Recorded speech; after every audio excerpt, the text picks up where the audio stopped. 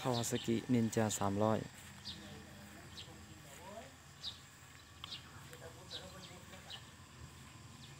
ปี2017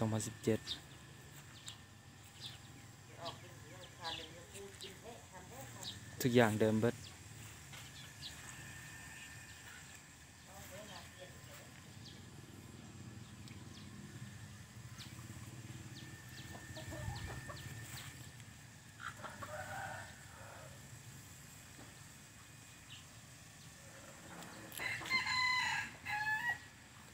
อย่างยังหนาๆเลย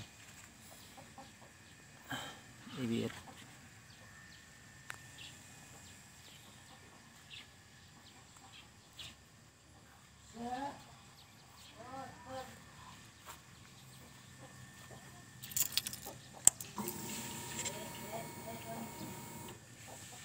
ไม่16,662 ลัก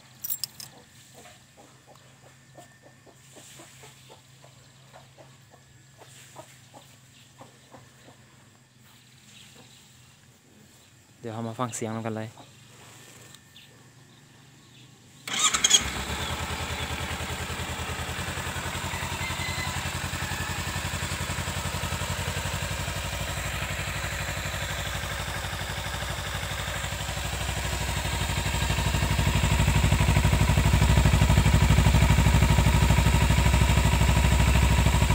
เสียงการันตี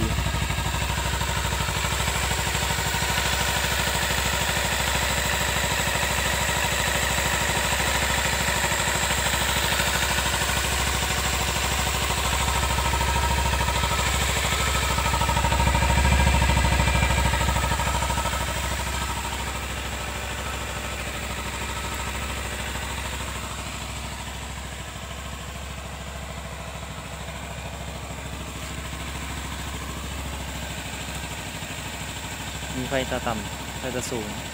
อันนี้เป็นตาต่ำอันนี้เป็นตาสูง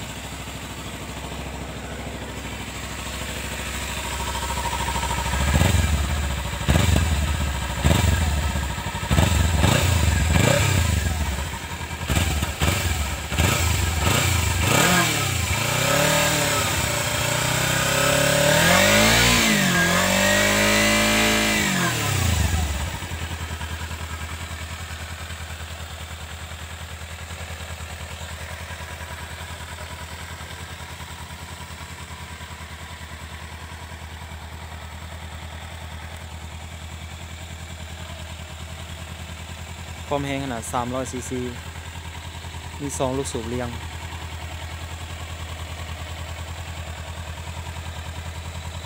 เป็นของค่ายคาวาซากิแต่ว่ามีตัวใหม่ที่ออกมาแล้วเป็นนินจา400รูปทรงจะต่างกันอีกนิดนึง